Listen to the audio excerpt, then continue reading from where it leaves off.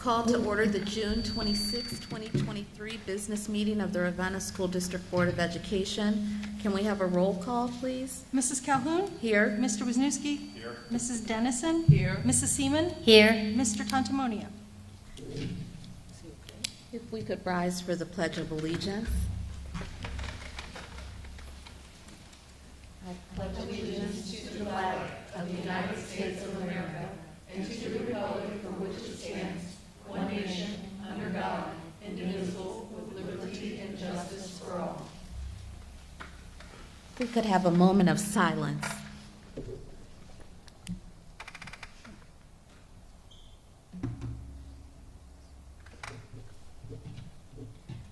Are there any additions or corrections to the agenda? No, only the few things that we weren't sure were going to be in the agenda are in the agenda. Okay. So can we have a motion to approve the agenda? So moved. Second? Any discussion? Can we have roll call? Mr. Wisniewski? Yes. Mrs. Seaman? Yes. Mrs. Dennison? Yes. Mrs. Calhoun? Yes. Has anyone signed up We to have- speak? on? No, ma'am. Oh, good. So now we'll move right on to the treasurer's update. Okay, thank you. I gave you a copy of the PowerPoint slides and as well as a printout of the certificates of estimated resources and the appropriation measures that are included on the slides.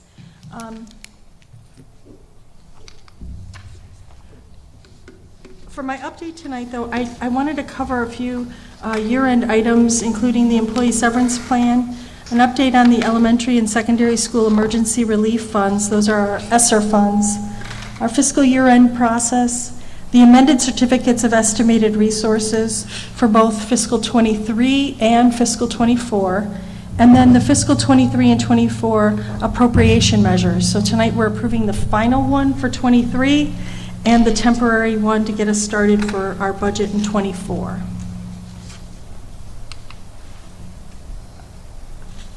First, a couple updates on the employee severance plan. We did have 5 employees who submitted enrollment forms to the Employer Preferred Corporation to resign or retire as part of this program. June 22nd was the deadline to submit their enrollment forms to EPC, and I did confirm today that they received 5 employees. There is also a 7-day revocation period, so those 5 employees have the option to withdraw their resignation or retirement up until June 29th.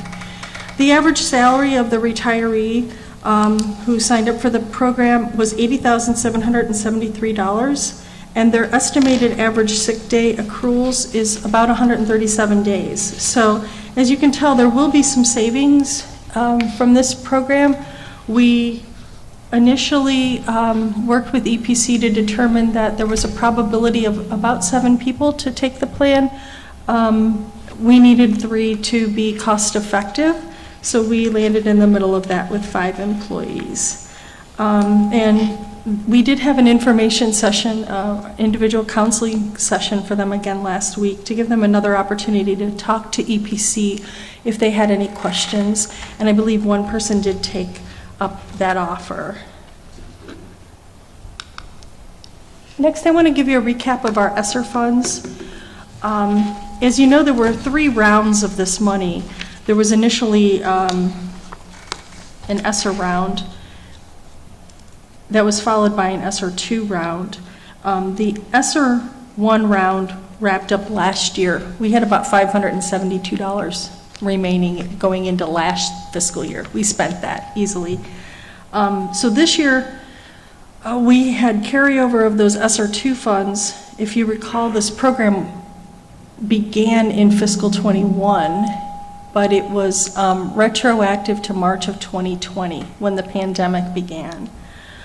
So the money that we had remaining in ESSER 2 was $1,485,000 this year. And the 3 major items that we still had to wrap up under those funds was the summer school program from last summer.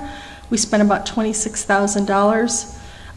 The BMS HVAC project was kicked off under that, and we paid for some of the labor and materials for $1.4 million.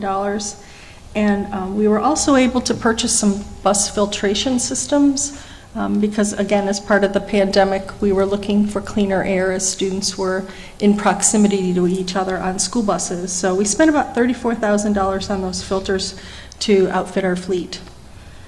The later round of ESSER funds was called ARP ESSER, American Rescue Plan ESSER, and going into fiscal '23, we had $3,128,000 of that money remaining.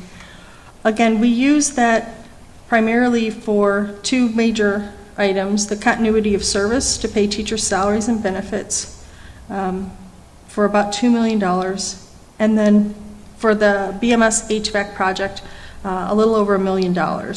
We still have some remaining carryover that'll go into '24 for that money. It's $1,255,000, and we have until September of 2024 to spend that money. So we do have all next fiscal year to spend that $1.2 million.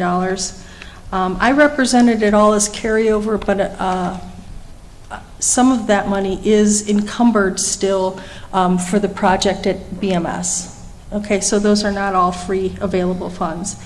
And we have talked about the uses for the remaining unencumbered funds, and we will probably continue to supplement that continuity of service for the general fund into '24.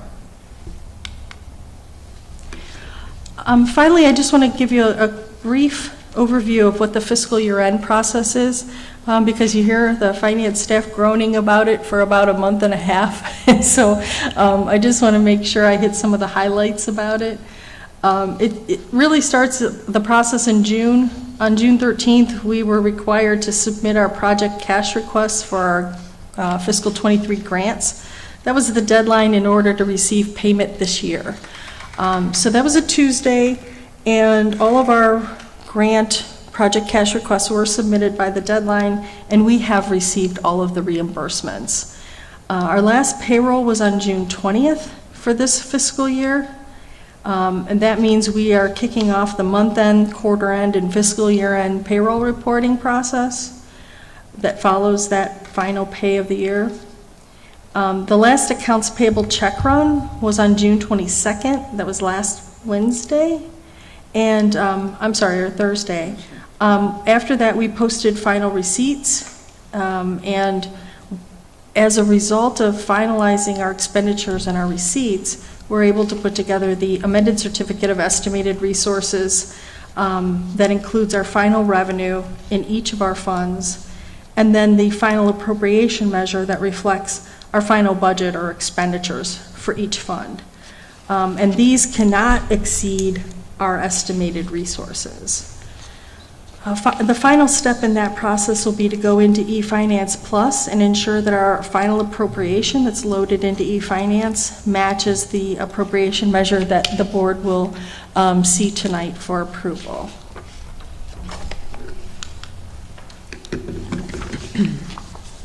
Just a couple of notes about the amended certificate of estimated resources. For fiscal 2023, this process really kicks off with the tax budget, and this tax budget for 2023 was actually completed and approved by the board in January of 2022.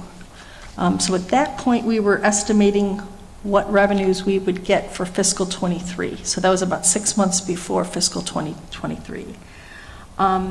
And what you see are the columns that of significance that determine where our revenue comes from in each of our funds. So we start out the year with an unencumbered balance.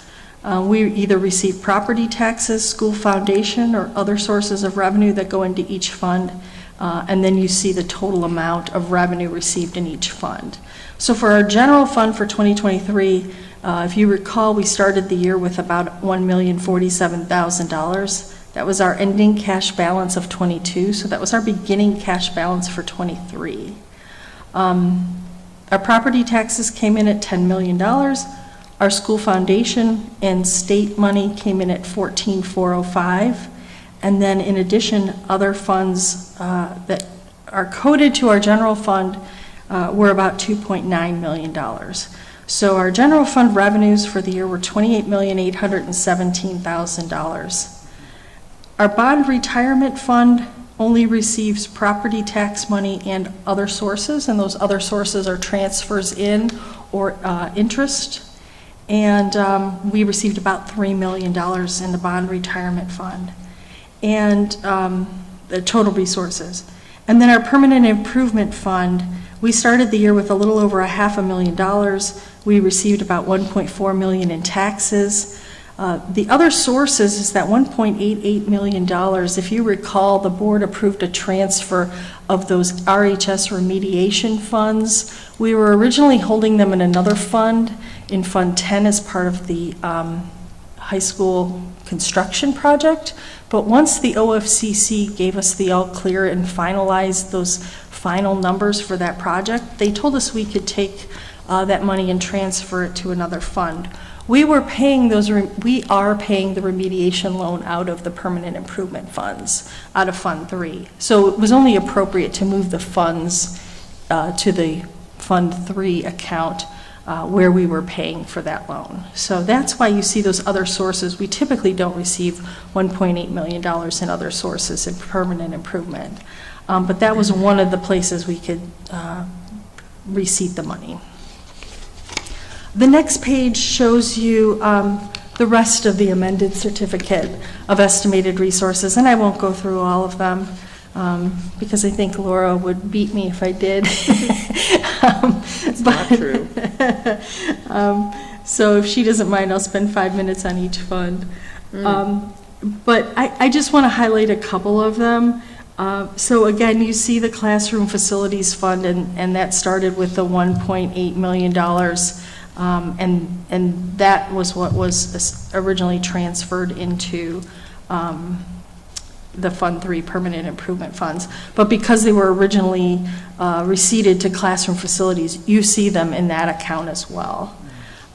And then you see the resources received for the ESSER grants in Fund 507.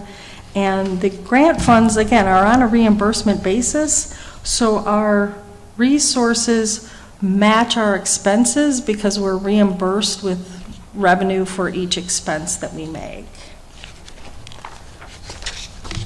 The next slide you have just gives you a brief summary of the amended certificate of estimated resources for 2024. And I did print that off in that separate packet for you, so that's the second page of those charts that I gave you. But again, that kicked off in January when the board approved the tax budget. I needed to finalize fiscal 2023 today, so I would know what our unencumbered fund balance will be on July 1, 2023. So we posted our final receipts and made our final adjustments today in order to get that number. The estimated general fund revenue comes from the 5-year forecast. The debt service payments come from an estimate from the debt schedule, what we will pay, and then the estimated grant and entitlement programs on that certificate are our grant awards. And we have in the last week received a number of grant awards for our large entitlement programs. Otherwise, we just review the certificate. Again, it's an estimate at this point. It was an estimate in January when we did it, and we make adjustments. We can make adjustments throughout the year, or we can wait till the end of the year and reconcile it with our revenues. Next, I just want to mention the final appropriation measure. So the certificate reflects our revenues coming into each fund.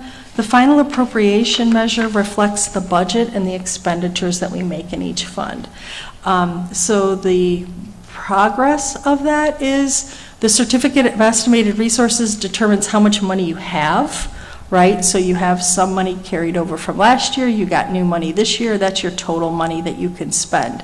You do not have to spend all of it, so you don't have to budget all of it.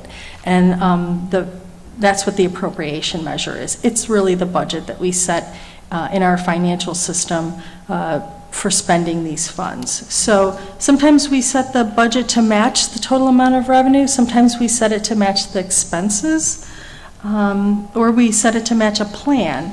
but at the end of the year, we do a final appropriation measure to make sure that we didn't spend more than we received in each fund. So if you look at each of these appropriations, these are the final for 2023. They should not exceed any of the total adjusted amounts in the certificate. And the certificate lists total resources of $50,667,802. The appropriation measure is just under that at $48,181,210, and that includes all funds. Next, I gave you a copy of the 2024 temporary appropriation measure. So by law, the district needs to have a temporary appropriation measure in place on July 1 in order to spend any funds. So that's why the board needs to approve it this evening, last meeting before 2024. Again, these are estimates, and it's a temporary appropriation measure that we can modify when we get our final grant awards, when we have better estimates of what we will receive even in the general fund. And that'll be approved, the permanent appropriation measure will be approved before October 1st.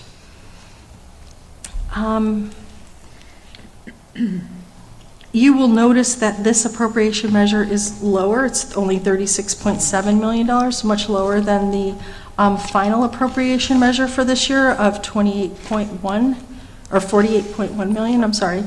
But you typically start out with a lower appropriation and then increase it as your resources increase, especially in your non-general funds. And even the general fund can fluctuate if we need to make adjustments throughout the year.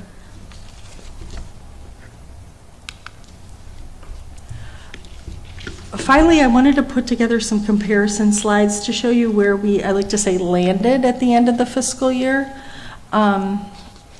This shows you the 5-year forecast, the major revenue categories, what we forecast in November, what we updated the forecast to be in May, and then where we actually landed as of today. So initially, back in November, we were forecasting revenue of $27.114081.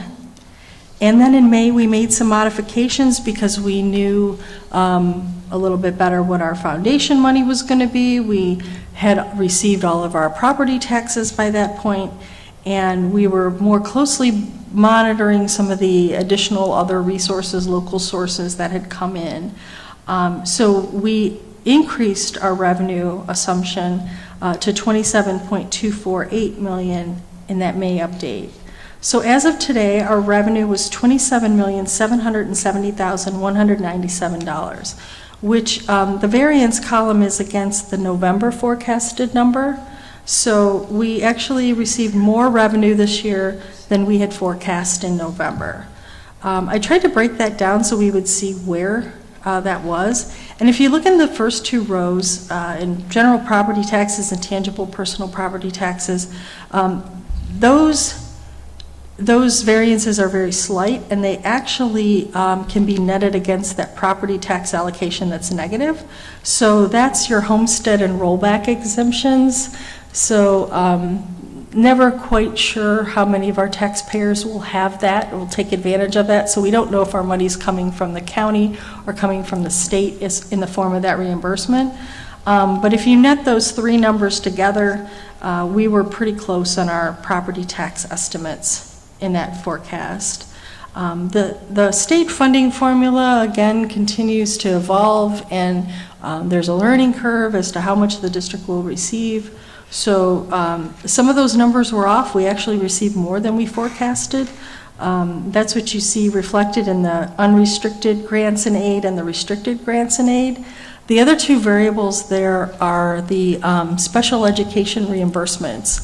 And I've tried to highlight those this year. We put a lot of better processes in place, working with the EMIS coordinator, working with the special ed director, and really hammering on those reimbursement applications to the point where we received almost $300,000 in excess costs this year, over the $87,000 we had received the previous year.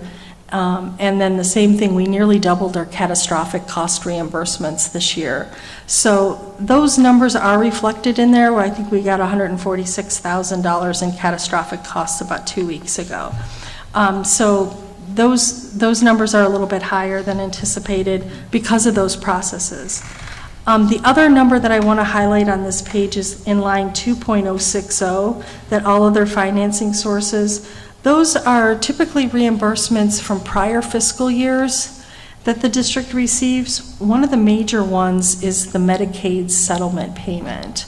The district receives Medicaid reimbursements for services throughout the year, but annually we have an audit of those services, and then there's a reconciliation done where we typically receive about $200,000 or $300,000, somewhere between $200,000 and $300,000 in reimbursement at that time. And it's for a previous year because the audit has been completed.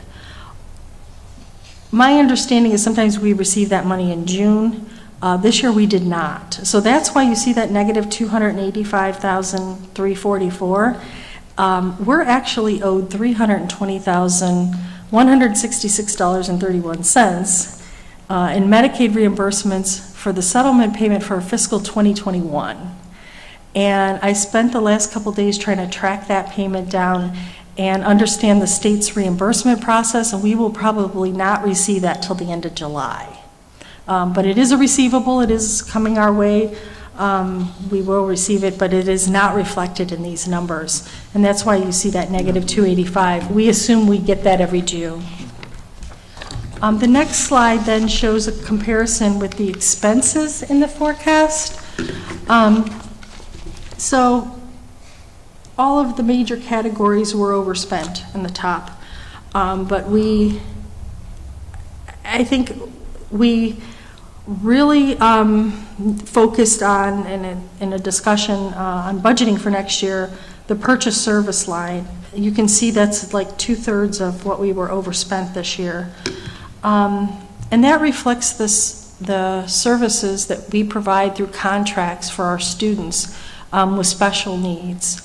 And a lot of times those are unpredictable, or we don't plan for them, and then we're required to provide them. So, we've had some discussions around how do we negotiate with those contractors a little bit better, how do we rein those services in and make sure that they are meeting our students' needs. And we have had some discussions about our budget plan for that for next year. So I think we're going in the right direction, but we're reacting to that $600,000 that we overspent in purchase services. The other number on there is that operating transfers out, and I think I highlighted that in the 5-year forecast. That was something we had not initially put in the forecast, but I think going forward we will. That's our transfer to the athletic department. And you'll see a transfer tonight on the treasurer's reports for a transfer back from the athletic department. I think we'll do a little bit better job of managing those funds going forward, but I think that's why you see kind of that negative $75,000 on there. It just wasn't included in the budget.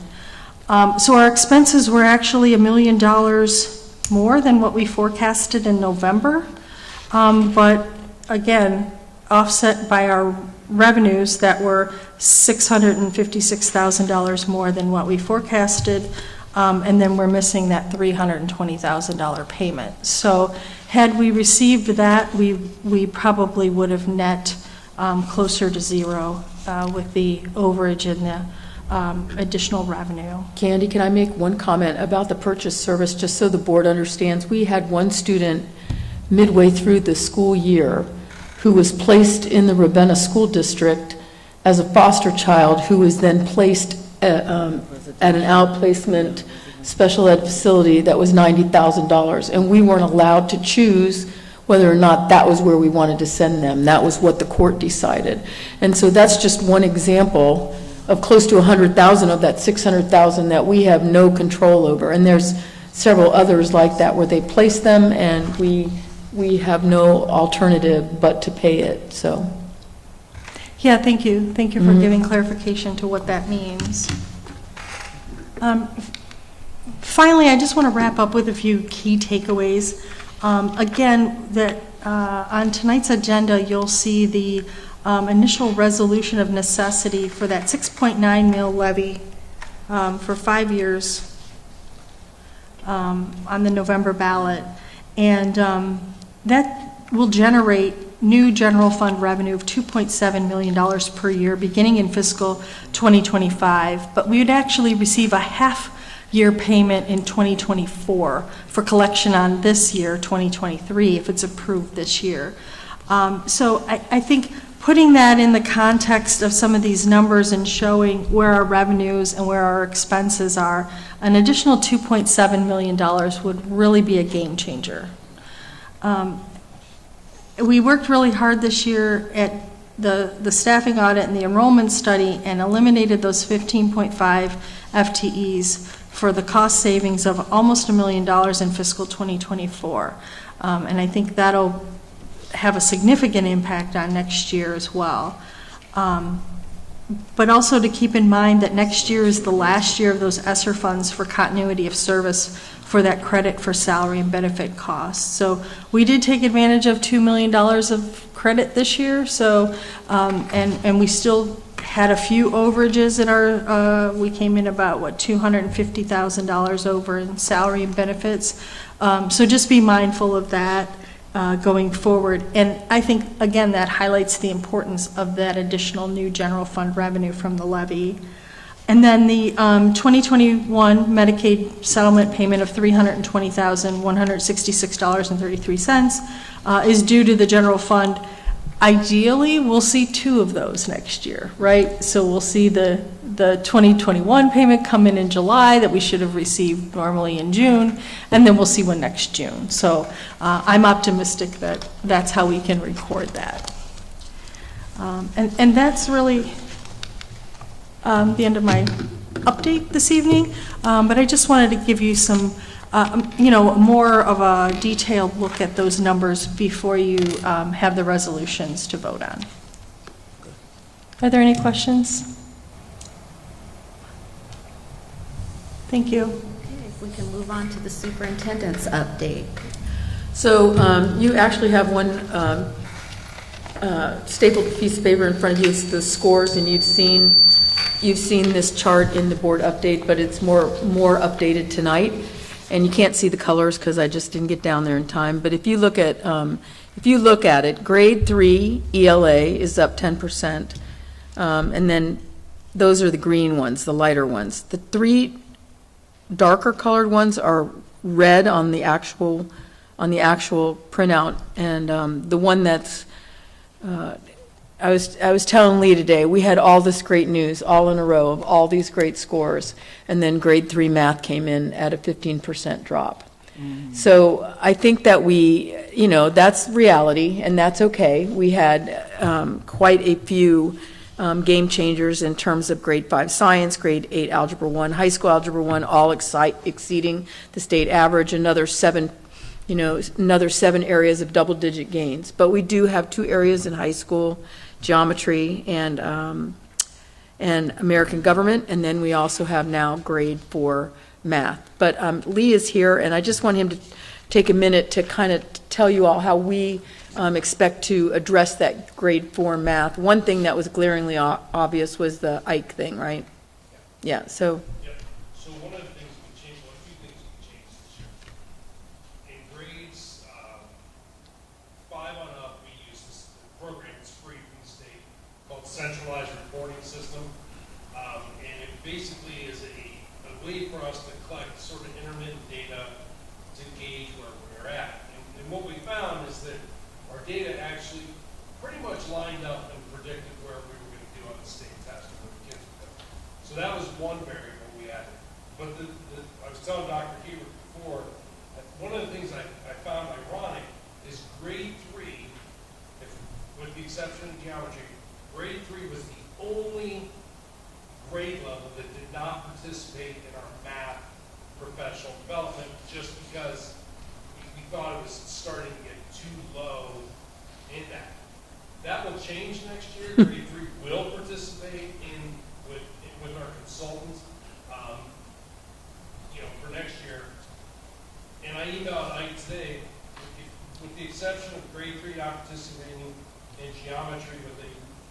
teacher, everybody else that participated with height, their math scores go up. Mhm. So that's one of the things that we spent time looking at, and I definitely is like, what are our results and what are we doing to improve those results? We should be able to identify specific things that we've changed to increase academic performance. And in this case, we know that it was one of two variables. It was either centralized reporting system and or working with a math consultant for 12 hours of math teaching professional development. So the whole goal for the next 2 years out of the curriculum department will be becoming better instructors and maximizing our instructional knowledge. Every research study out there says the only way that kids can do better is if you have good teachers in the classroom. It's not like rocket science. So we spent a lot of time on grades 5 through 8 and then 8, so we need to put the same amount of focus on our grade 3. We really believe that the professional development would be too high level for those grade 3 teachers. So we're just going to have to work hard at figuring out a way to incorporate that grade 3 math. But we also, I think, want to look at legitimately a math curriculum, because I think so much focus was on ELA because of the new curriculum, and you can see, because we focused, and we had, because it was intentional, we had great results. So we just need to replicate that with grade math. I'm not going to lie, I was disappointed by that, but I also can't lose sight of how much progress overall we have made, but grade 3 math, that's kind of a punch in the gut. So we got to fix that. Now, the second page is absenteeism, and I put this in here just so that you realize the state requires us to move towards a less than 25% chronic absenteeism rate. And so you can see our district absenteeism was 43%, but Ravenna High School this year was at 52, where last year they were at 64. So over a 10% gain in attendance, and we're still not close to that 25%. The other important takeaway is neither is any other school in the state. We made huge gains, and compared to other schools in the state, our gains are actually more than they did.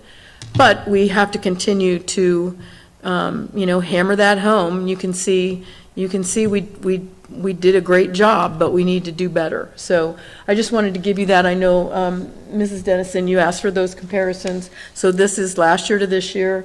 I really don't think 1920 is a good, I have a hard time with 1920. I actually have a hard time with 2021, just because we weren't back to where we needed to be, right? But 21, 22, 22, 23, next year, we should be moving back to pre-COVID years, and we should be moving forward into making better gains. So that was my update. It was kind of a testing rodeo, roundup, whatever you want to call it. Okay. Can we have a presentation? Do you want to? Yeah, and this really isn't a presentation. I shared this chart with you all in the agenda. We had, as a board, you had made a commitment to the school district that we would put air conditioning into the buildings that didn't have air conditioning using these ESSER funds. Stephen did a great job, getting a bid that was within the money that we had received. Nobody anticipated inflation. Nobody anticipated the war in Ukraine. Nobody anticipated the supply chain issue, the staffing shortage, and we are not able to get all the schools done for that original ESSER money that we thought we were going to do. So once Brown Middle School is over, I asked Stephen to put together sort of some options, and it really does, I learned a lot, it really does revolve around the boilers at Carlin and at West Main. And the boilers are old, they're getting ready to go, and what the best thing to do would be what we're asking to do on option 1, which is to replace the boilers at West Main, which requires new univents, a new chiller, plumbing, electric, just like we did at Brown Middle School, right, Stephen? And then at West Park, we would put in mini splits and electric because they already have new boiler system there. At Williard, they're a new school. They really just need mini splits. Carlin would need a new boiler, univents, plumbing. That's an estimated cost of $2.1 million. Now, Candy did a great job of putting out the financial pros and cons, like, we could probably make it work for $2.1 million, but it would require taking loans out, it would require figuring out where we're going to take our money from, which, how much out of PI, how much out of ESSER, how much on a loan, that kind of back and forth. And operationally, that's probably the best thing, but it's going to take 2 years to compete, and it's not necessarily on here, I don't know, Candy, we have to have that money, the ESSER money, if we use it, spent by September of 2024, and as you can see, there's no guarantee on supply chain. We're still waiting on a chiller. So, they may say this is your timeline, but then it's going to be September and we may not have it. And so, that could really push us up against that timeline. The second option is at Carlin and West Main to repair the expansion tank. From what we understand, that gives us anywhere between 1 and 3 years, and that's a maybe. And that's if Kyle does it right, and I'm sure he will because he's very good at that, but still, West Park would get mini splits, West Main would only get mini splits, and then Williard would only get mini splits. So that is $500,000. What I worry about on this option is that West Main West Main needs some work. I mean, pretty much you can do this, but that's not guaranteeing anything. West Main is probably the one of most need. So this bothers me in that I don't think we're fully attentive to West Main's needs. Option 3 is you do the expansion tanks. You only put mini splits at West Main and West Park. We don't do anything to Williard, which doesn't seem right, but we don't because they have the most airflow. They're the newest building.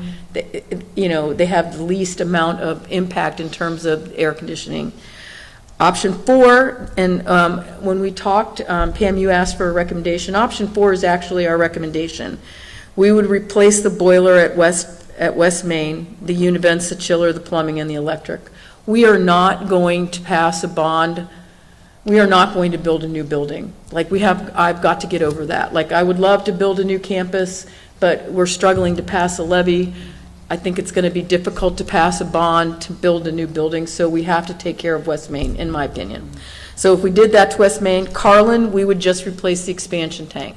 We talked today, that's the least amount of impact on the kids in the district. Nobody on the upper floor would be impacted at all because we all have univents, so heat comes out of that. The little kids, the preschool, that's not a mandated classroom that they have. You're not mandated to have preschool, so if we had to move them around or change their hours, we could do that without losing instructional, we would lose, but not the instructional, if we had to shut down 4th grade, that would be a bigger problem than shutting down preschool. So that estimated cost is 1.4. It still is going to take some work on Candy's part because the cons are still the same. You're still going to have to find a way to finance, a way to use ESSER, a way to use PI, but not at the same level of intensity as you would with the first option.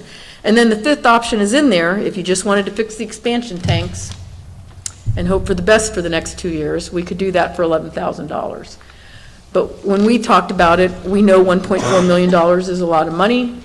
Candy spent a lot of time figuring out a plan where we could go out to get loans, we could use PI, we could use ESSER, and be able to move it around as we go. So we're not asking for you to decide tonight, but I wanted to present it to you because the sooner we decide, and hopefully by July you'll be able to decide, because we want to put out bids for whatever work we do. We need to get the bids done, we need to get all that taken care of. And it's going to take another year, so, possibly 2. But so that's what this is. I know it's a lot of information, but I wanted to give it to you up front. And I know if you have questions about the pros and the cons financially or the pros and the cons operationally, both Candy and Stephen are available to answer any questions you might have. Do we have a cost estimate on the boiler replacements at West Main and Carlin? Like an independent cost estimate? Have we went that far yet into this? Some of that stuff, we know what engineering costs, taking care of that.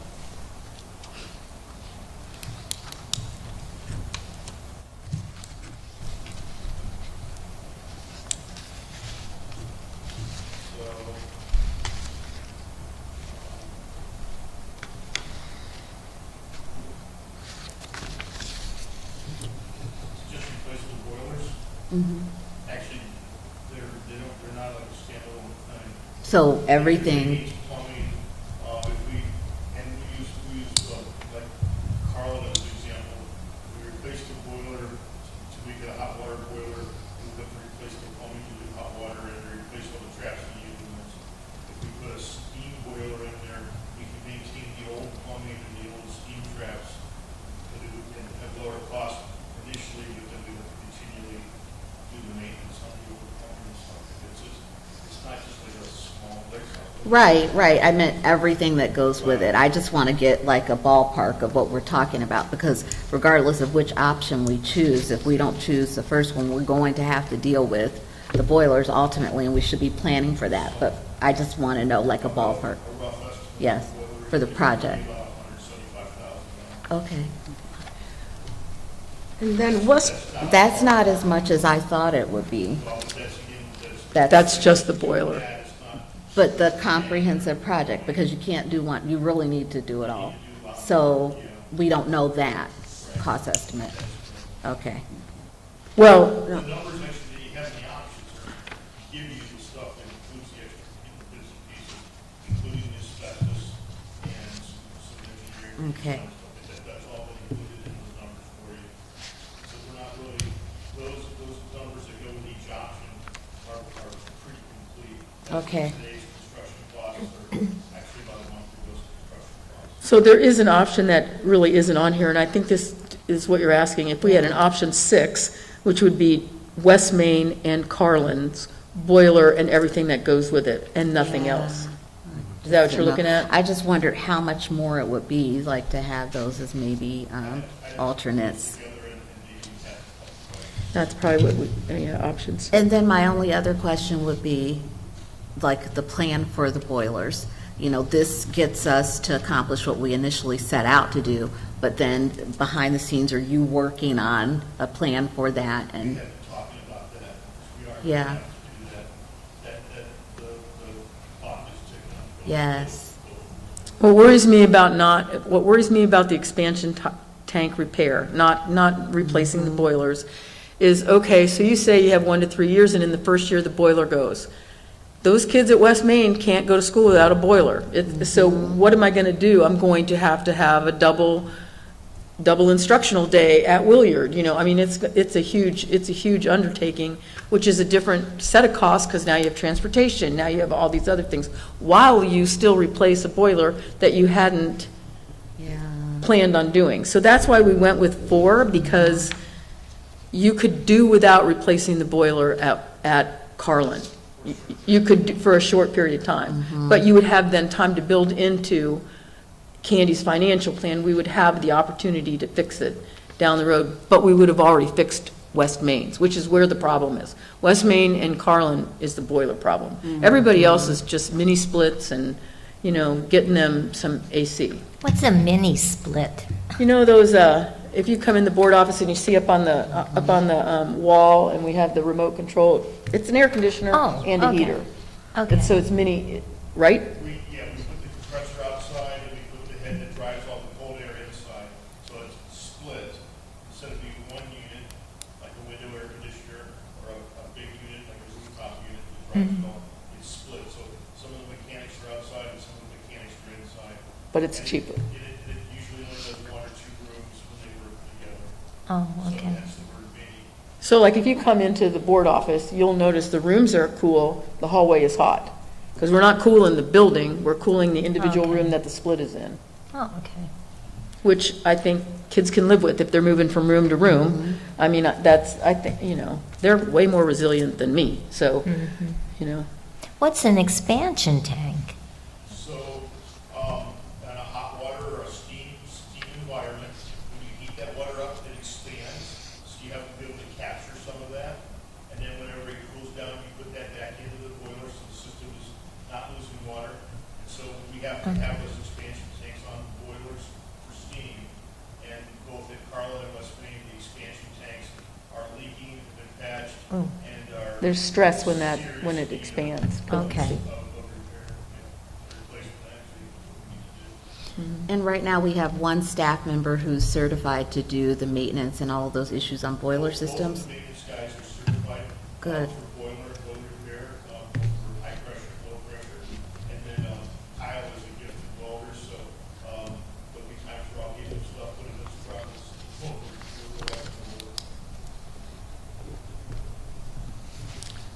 So I know it's a lot to think about, but, I mean, we've got to think about it, right? and between the two boilers, West Main's is in worse shape than Carmen's, Right. which is one of the things that drove us towards option 4. But we can also come up with that option 6 for you, Ms. Calhoun, which is the West Main Carlin full replace, but nobody else gets anything. Yeah, and Which is don't just think- really Williard that's not getting something, Okay. because, right? No, West Park? West Park. West Park. Well, yeah, Williard and West Park wouldn't be getting anything. So option 6 is just replacing the boiler at West Main. And Carlin, like a full, the full replace of West Main and Carlin, because they have the same issues, just at different scales. If you did that mean with no air, we did the boiler at West Main, we don't necessarily have to put a chiller in. We can provide cold water capability, but not do the chiller. But we could put splits in. That could be a future thing as well. Maybe we can come up with a couple more. I mean, that is a little more PC, like it's a little harder Yeah. to track, and how we would fund it would be a little more PC.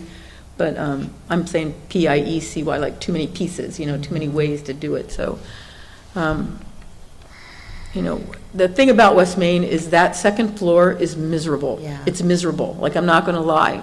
I got here. Like, the second floor of West Main is hot. So 4th grade is hot.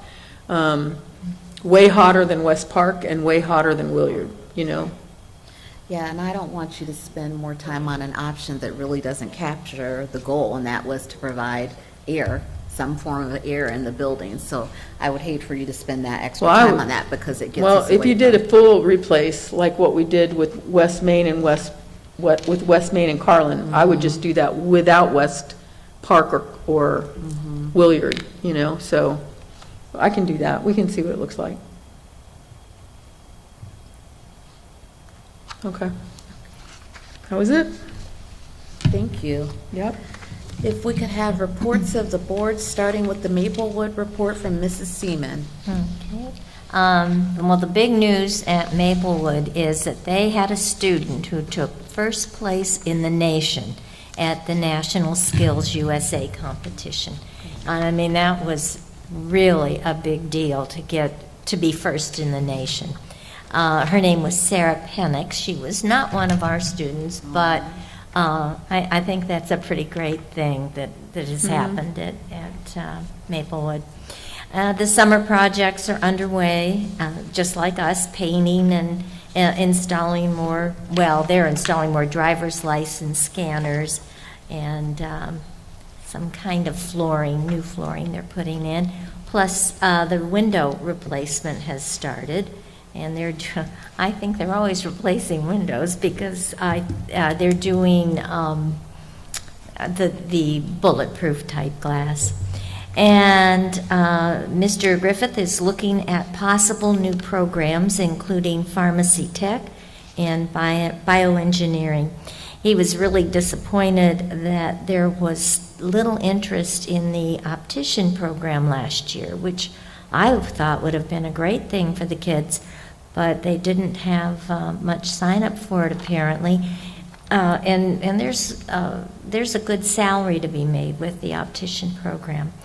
They also hired one of the administrators, Craig Morgan, who had retired, and they are rehiring, doing a rehire option with him. And that's my report. Thank you, Mrs. Seaman.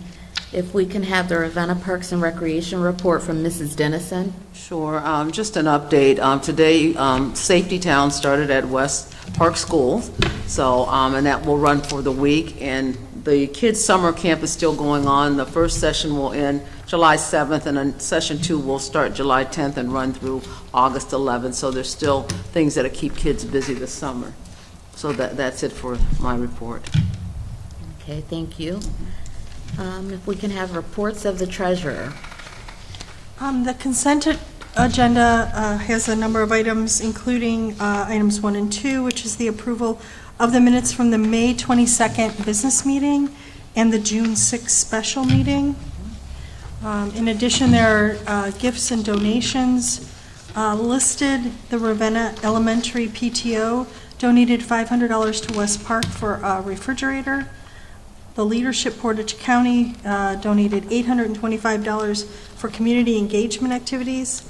The Ravenna United Fund donated $2,500 this year for the music department, and that is part of a 3-year gift. This is the second of 3 years, and a total of $10,000 for that entire award. The Health Action Council donated $1,000 to the high school, and Progressive Insurance donated $250 to our arts program. Item number 4 are your financial reports for the month of May. We have closed May, and my presentation a minute ago was on numbers at the end of June. So if you want to look back at the May numbers, those are final closed numbers for May. And then, like I said, we just discussed the year-end numbers for June. You will see the final numbers for June at the July meeting, as you normally do. And then we'll have final year-end numbers. The last thing that we need to post for June is the interest on bank interest. Anyway, number 5 is the approval of then and now payments. There was one, and that was, again, another school district who is responsible for educating one of our students for the year, and we got that payment a little bit later than we expected. Item number 6 is a transfer from the athletic fund to the general fund. And again, you saw earlier this year twice we did transfers from the general fund into the athletic fund. And actually, Tracy put it best today when she said it's like giving your child $20 and saying, I want change. So we transferred the money in, and this was the remaining balance in the fund at the end of the year, so we're just going to take it back to the general fund. Item number 7 is the approval of the amended certificate for fiscal 2023 that we just discussed.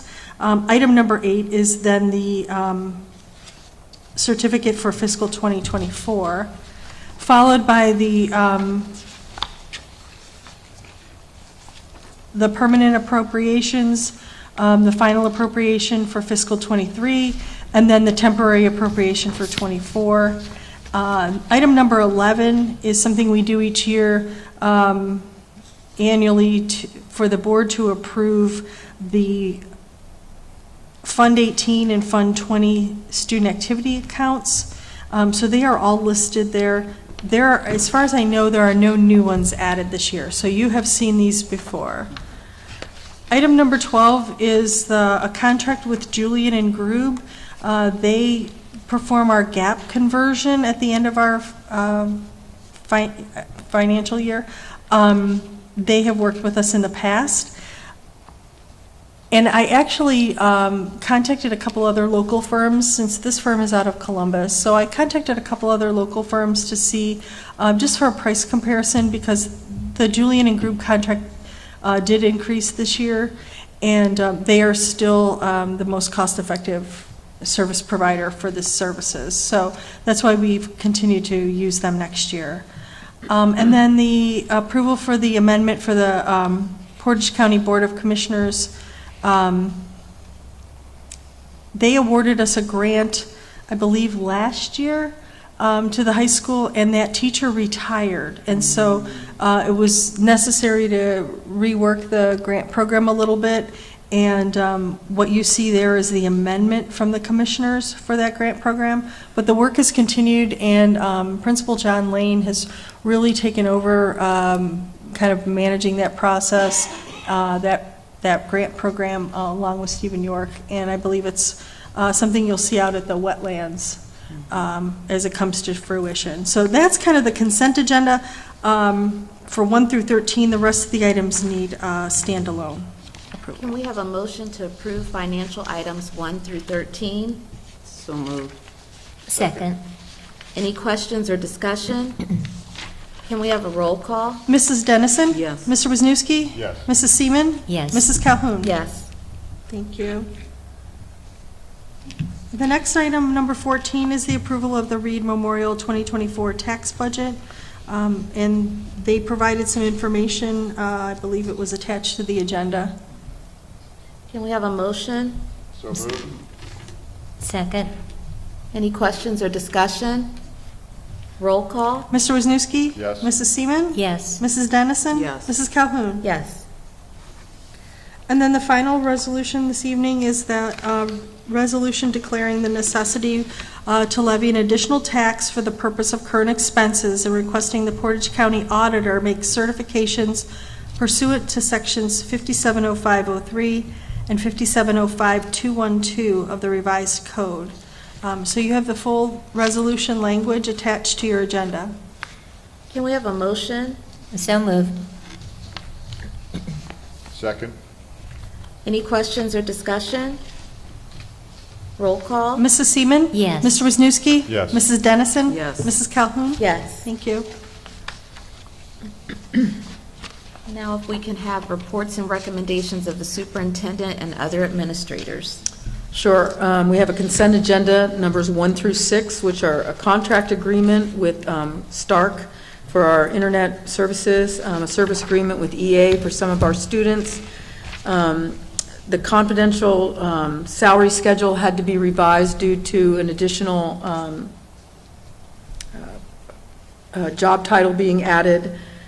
We have our insurance contract with Love Insurance, and we also have changes to the parent-student handbook in this agenda. Can we have a motion to approve items 1 through 6? So moved. Second. Any questions or discussion? Roll call? Mr. Wisniewski? Yes. Mrs. Dennison? Yes. Mrs. Seaman? Yes. Mrs. Calhoun? Yes. Next, we have also a consent agenda, A 1 through 6, which is personnel. We had a speech language person resign, an English teacher resign. We've employed summer school teachers. We have given 1-year limited contracts for upcoming openings. We have a long-term sub for a speech language pathologist, and we have 2 mental health interns at no cost coming to us from Coleman this year, so we'll be able to expand our therapists. Can we have a motion to approve personnel considerations A 1 through 6? So moved. Second. Any questions or discussion? Roll call? Mrs. Seaman? Yes. Mr. Wisniewski? Yes. Mrs. Dennison? Yes. Mrs. Calhoun? Yes. Next, we have a set of supplementals, B1 and C1. B1 is the employment of coaches. You can see them all listed there. And C1 is the employment of volunteers, also in the athletic areas. Can we have a motion to approve personnel considerations B1 and C1? So moved. Second. Any questions or discussions? Roll call? Mrs. Dennison? Yes. Mrs. Seaman? Yes. Mr. Wisniewski? Yes. Mrs. Calhoun? Yes. Next, we have also a consent agenda, D1 and 2. It's the approval for the employment of a food handler and to change some people's job titles due to a mass bid. Can we have a motion to approve personnel considerations D1 and 2? So moved. Second. Any questions or discussion? Roll call? Mrs. Seaman? Yes. Mr. Wisniewski? Yes. Mrs. Dennison? Yes. Mrs. Calhoun? Yes. Next, we also have a continuation of the consent agenda, numbers 3 through 10. There are various resignations and employments of educational aides, bus aides, custodial employees, summer custodial help.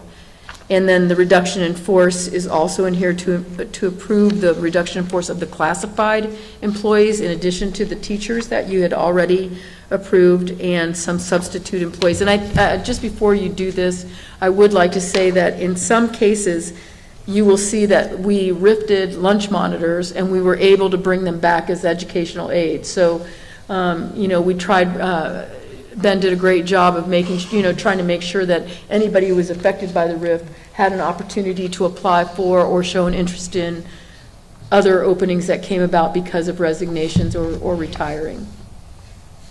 Can we have a motion to approve personnel considerations D3 through 10? So moved. Second. Any questions or discussions? Roll call. Mrs. Seaman? Yes. Mrs. Dennison? Yes. Mr. Wisniewski? Yes. Mrs. Calhoun? Yes. All right, finally, it's the confidential employees and the one that Logan's been waiting for. First, I'm going to ask you to approve the employment of Logan Schutte, our news technology assistant. He's going to be there to help Jay and Mr. Seckman. He's much needed, and he's shown great promise as an intern all along. And second, we want you to approve the accounts payable stipends that you have been doing for the last 2 or 3 years. We have tried to find a way to fold those salaries into their salary, but it's going to require an audit of the confidential administrative index to make sure that we have everybody properly placed and their job titles reflect as well as their money being paid. So that's why you see the stipends one more time. Can we have a motion to approve personnel considerations E1 and 2? So moved. And second? Any questions or discussion? Roll call. Mr. Wisniewski? Yes. Mrs. Seaman? Yes. Mrs. Dennison? Yes. Mrs. Calhoun? Yes.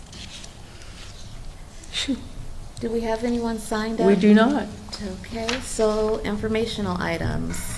The next Board of Education meeting will be Monday, July 24th at 5:30 at Ravenna High School here in the auditorium. The Back to School Bash is coming up faster than we'd like. Wednesday, August 9th, 2023. The rain date is set as Thursday, August 10th, 2023. And I will say that the board meeting is the July 24th, and Candy and the financial department did a great job making sure you all didn't have to do a special meeting on Friday at lunch. So Dr. Hebert will do. We do have need for an executive session. An executive session or private session of the board is controlled by the Sunshine Law, can only be used for special purposes as outlined in the law. No action can be taken during this time. And in accordance with Ohio Revised Code 121.22, the Ravenna Board of Education will go into executive session for the sole purpose of number 8. So can we have a motion to go into executive session? So moved. And second? Any discussion? Roll call. Mr. Wisniewski? Yes. Mrs. Seaman? Yes. Mrs. Dennison? Yes. Mrs. Calhoun? Yes. 6:33. Okay? Do you need either of us to stay? No. Okay. And then we'll be right there, so remember, we have to adjourn. Yes. You have to bring us back in and then adjourn. Yep. Okay? All right.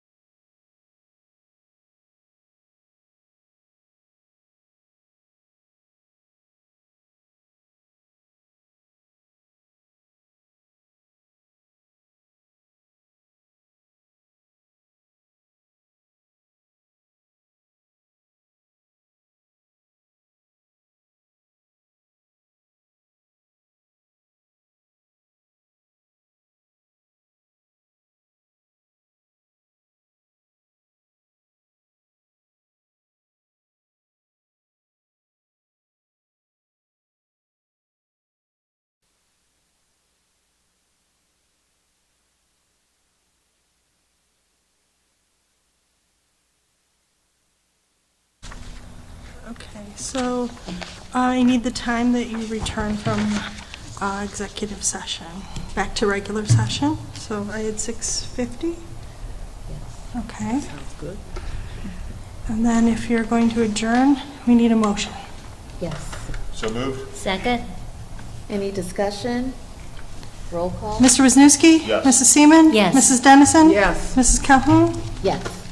Okay, so it is 6:51. Now, I don't know what we need to do, or who will set this up, but we want to meet on that July 6th date. Mike teased that that's one of the dates in the email, at 5 if we can, have a special meeting then, if that allows enough time to get the. Meet notes July up. July 6th.